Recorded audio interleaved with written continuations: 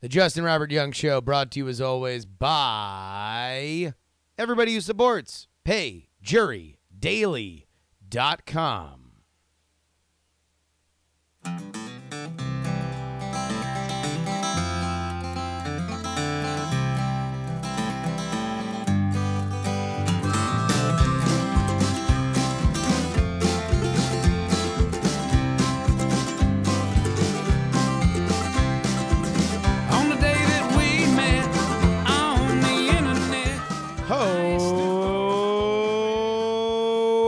Welcome, everybody. It is September 6th, 2018. Your boy, Justin Robert Young. All right. So, I had a moment today. I'm sure many of you have several group chats. You know, different versions of it. You know, I got one group chat for my all my Florida friends, and then kind of a subgroup chat for just the ones that are there that are in the same fantasy football league, and then I got one group chat that's just two other friends of mine. Very like-minded friends. We've all been through a lot together. It's just kind of our little inner sanctum. But for the first time, I found myself leveling tremendous and possibly irrevocable. That's not how you say it. Irrevocable, permanent disgust on my closest friends. And it was for this reason. Irrevocable. That's it. They got into a fight, or they got a discussion. They had sidebarred the fact that one of them posted the new Colin Kaepernick ad from Nike, and the other had left a angry emoji comment on it. Now, I don't want to recreate their conversation, because the conversation that I want to have is whether or not they should have had the conversation at all. There are a few topics that I do very much believe we're done with. Put them in the freezer. I don't want to see any other conversation about Colin Kaepernick. And this doesn't even elevate to the level where I kind of feel like, oh, okay, these are some issues that we need to talk about. These are some issues that we need to keep in the public eye. You want to decide to start an argument about abortion on your Facebook page, whatever. It's fine.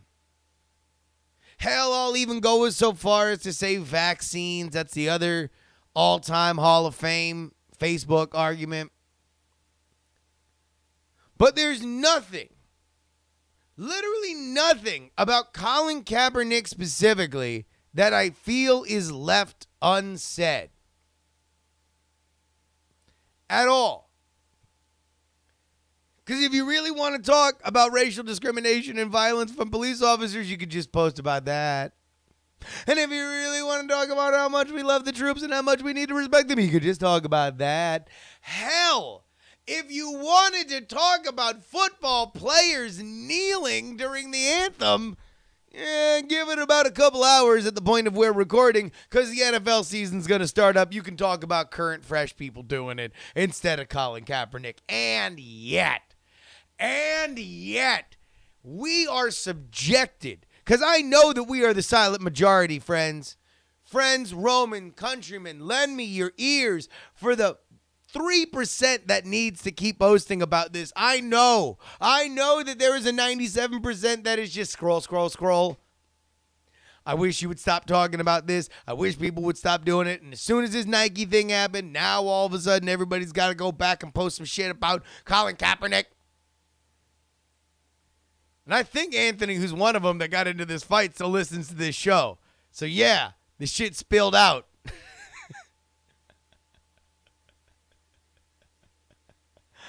I can't stand it. Here's what I need from you guys. Facebook arguments and Facebook topics that just need to go to the nether region. Or rather, let me just put it like this. I don't want to say that they should never go away. I'm just saying Facebook arguments for which you judge people for posting about. Judge people for posting about. Like when you look at the fact that they posted it, you just say, that's going to be a 2-point demerit.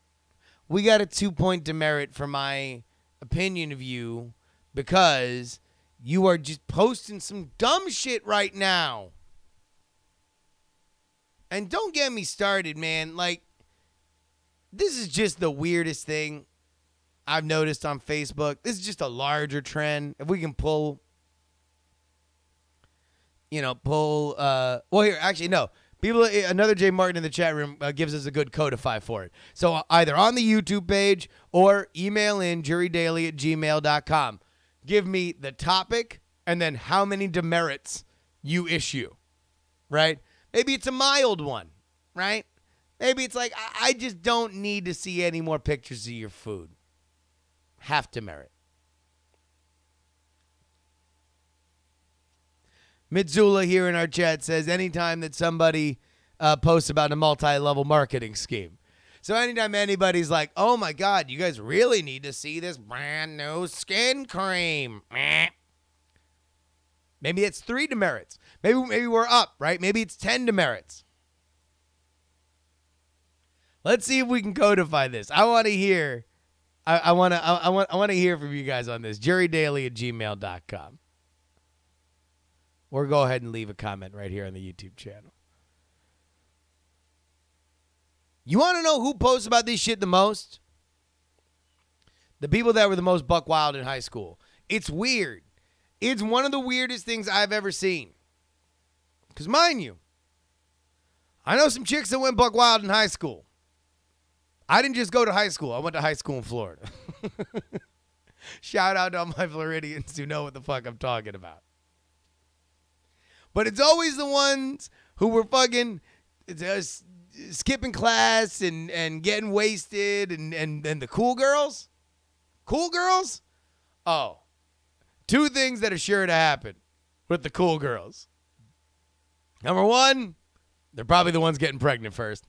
Number 2, they're the ones who go fucking like hardcore, either religious or just like conservative might not even be the word for it. Just like draconian. But man, they got that same energy they did in high school. But instead of smoking outside 5 minutes after the homeroom bell, now they're all into that shit about how kids these days don't know no better, right? It's the weirdest shit I've ever seen in my entire life, and I've watched it happen in front of my very eyes.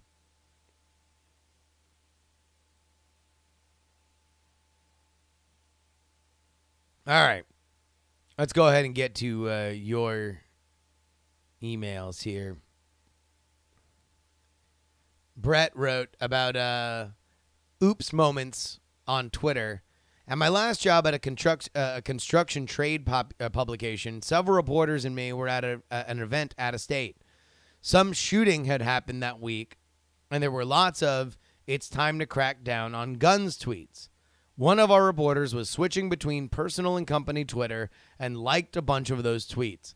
It got quickly noticed by the industry, and it turns out the Venn diagram between people in construction and gun owners is a pretty big overlap. I'm going to add editorially, Brett, it's probably the same circle. We go back to the email. We got blasted for weeks on it. They're taking our gun meme came to life in our feed.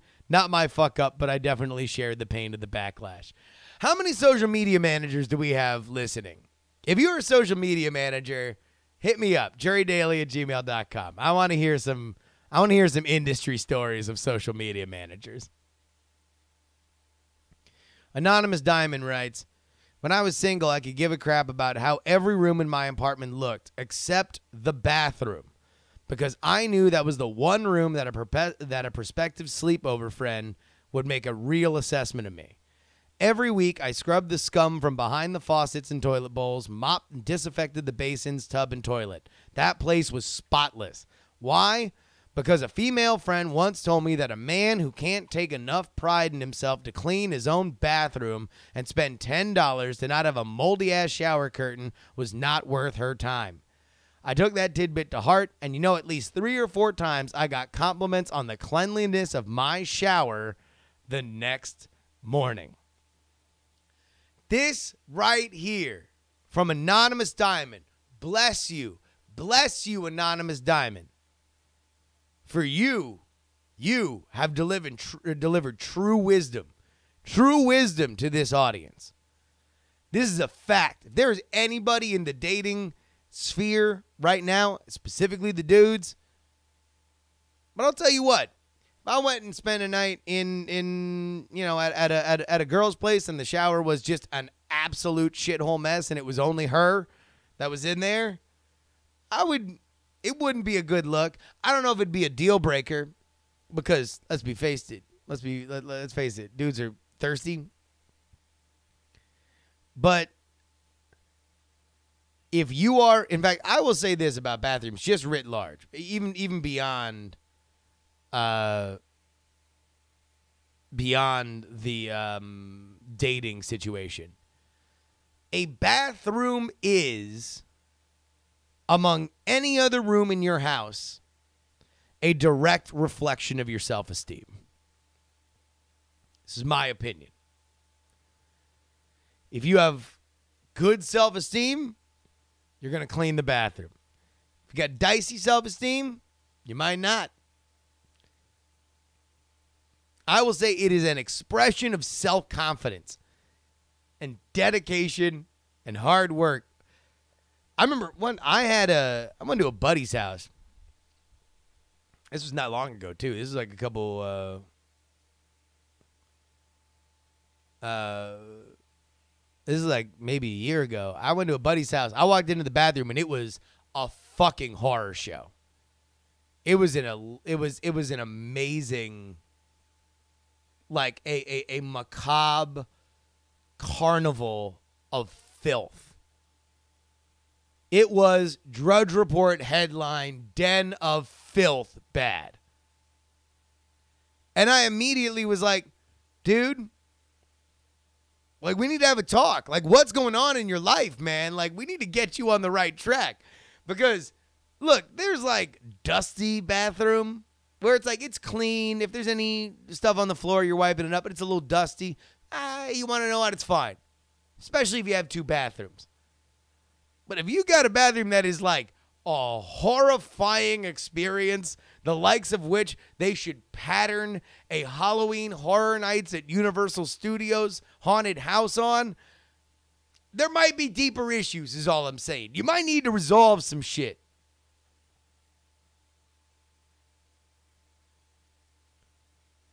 Who asked this here? JC Calhoun. So if you have a stupid shower curtain with a pocket in it, what does that say about yourself? It means that you take care of yourself and you regularly think to yourself, how can I make my life better and therefore serve others? That is what having a smart shower curtain means. And that's where we got the bulk of our YouTube comments. Let's get into those. Braggio says, I wish I had that shower curtain. I have to turn up my podcast to full volume and prop my iPad up against a washing machine. Enjoy the future. I only hope I can join you in time. Braggio, this is a $16 spend on Amazon. Treat yourself. Treat yourself, my friend. You deserve it. This is something that you will get $16 worth out of. If you like to listen to podcasts in the shower, if you like to listen to music in the shower and you don't have one of them smart speakers, hell, this is a better use of your money than a smart speaker.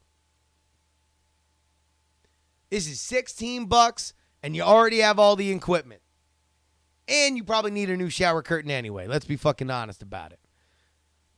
Stinky Pete the Pirate commented on YouTube, I only shower when there's a new JuRY Daily show, and I watch on my iPad snugly inserted into my smart shower curtain.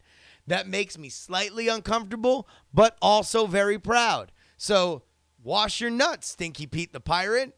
I'm looking at your nuts right now. You're looking at me in the shower. Hey, hell of a dick.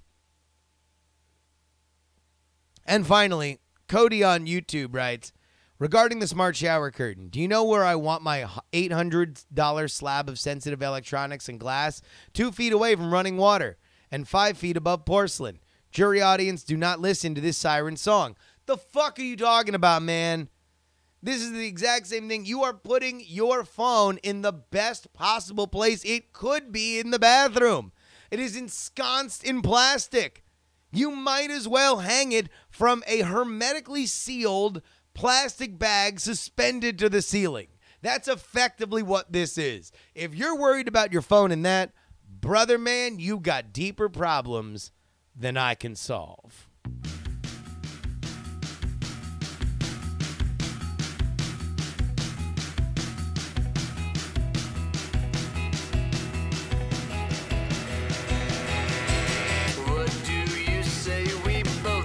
Ladies and gentlemen, I want to thank our producers, the Gen, PD Rave, Non-Specific, Rock and Roll Martian, Joe Acosta, and Will.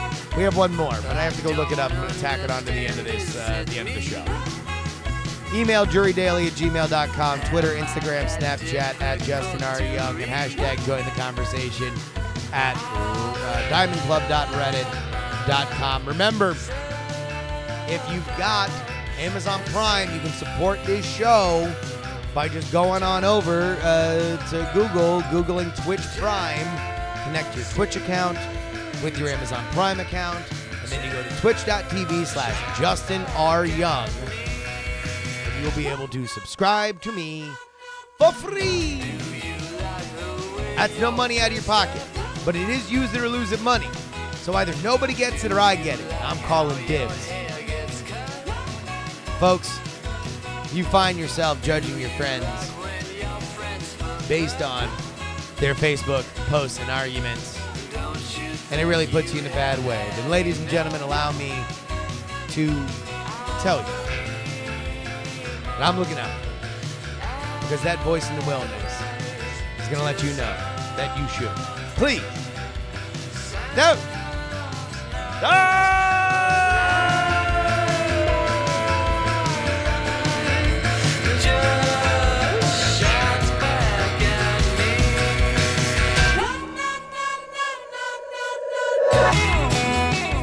Diamond Club hopes you have enjoyed this program.